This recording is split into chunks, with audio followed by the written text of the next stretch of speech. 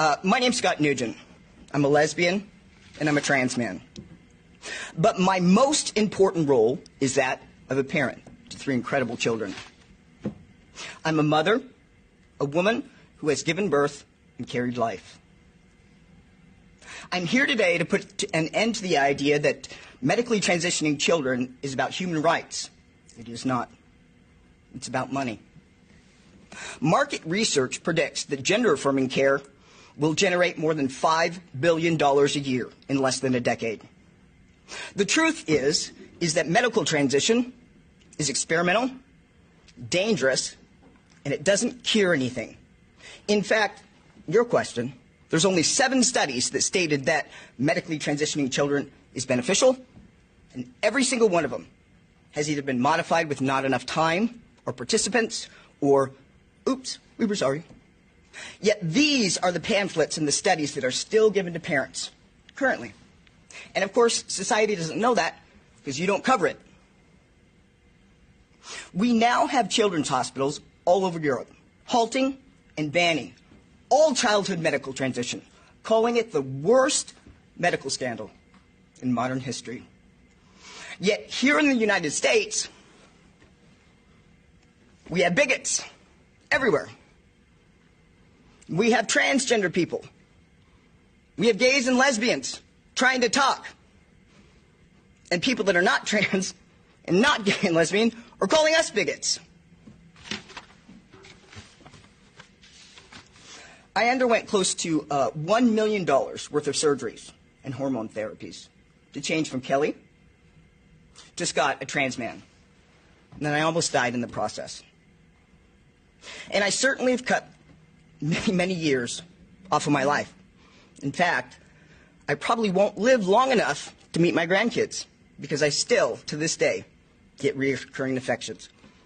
Nobody knows why. But again, 95% of all medical transition is experimental, except for top surgery.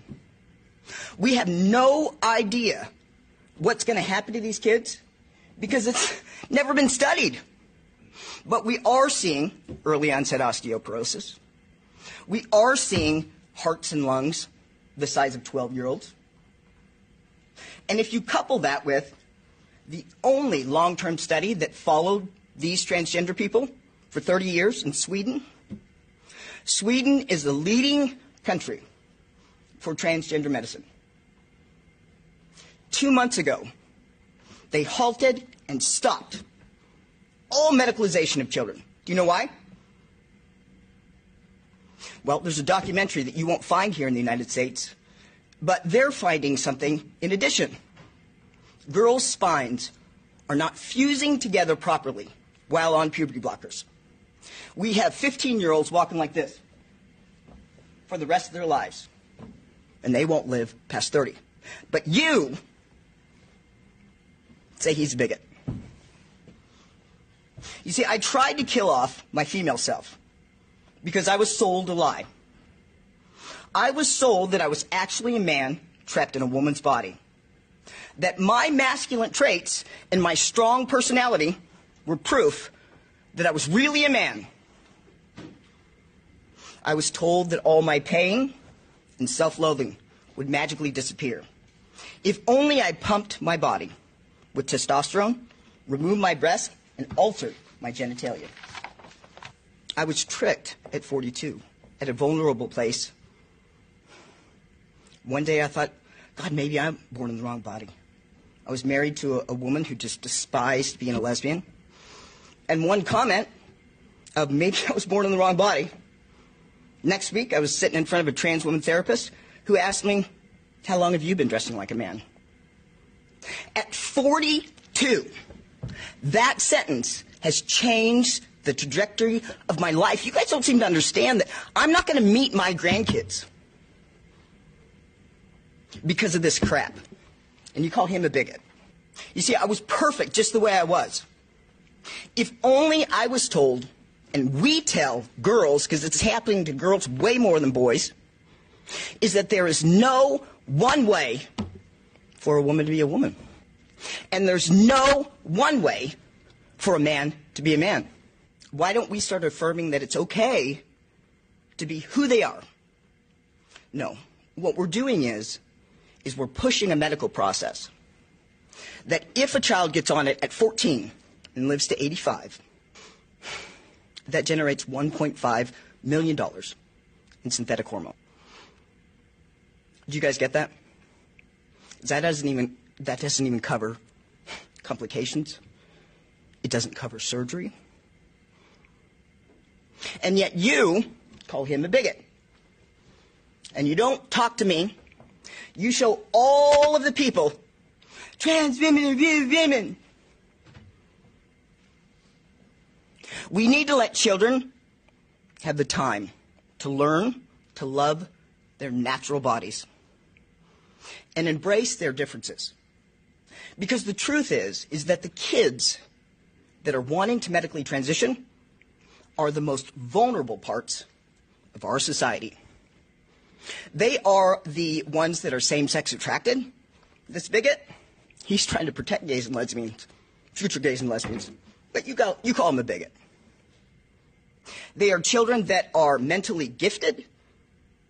They are children that have ADHD. They are children that are mentally ill. They are all the kids that don't belong. You're robbing that time that they need to gain a thick skin. Because at 25, being different, how many sane people have done anything major in this world? They're all different people. But you don't realize that until you're a CEO at 25.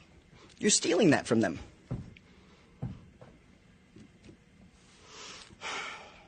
With gender interventions, there are no takebacks. Puberty blockers are not merely a pause button. In fact, the corporation that's telling you puberty blockers are safe, that generates and produces all that puberty blockers that they say is a pause, it doesn't hurt, in 2003, they were sued by the U.S. government, deemed a criminal enterprise for false advertising and bribery. They paid $874 million like that. The biggest payout at the time, more than OxyContin at the time. This is a company that doesn't have the money to run studies on puberty blockers for children? Or is it that they know there is no doctor in the world that would sign on it that it's safe? Shame on you for not covering him and me. In fact, Lupron has over 10,000 complaints from children that use them as precocious puberty. Testosterone, it's not reversible. Her son, 4 months on estrogen, and he might not be able to have babies at 14 because you won't cover it, and you call him a bigot.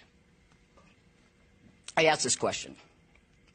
Are you really going to put stock in the AAP that follows WPATH, which is supposedly the baseline for care? An entity that not only accepts, pushes the idea that eunuchs is a gender for minors. An agency that is supposed to be the baseline for care has never held up in any court of law anywhere. Yet you won't cover it, and you call him a bigot. So I ask that you do the hard thing today. I know this is your industry, and God forbid, if you step outside of your house, your family, your Republican, Democrat, conservative, Republican, and do the right thing.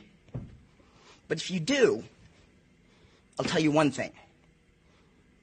You will be called a bigot today.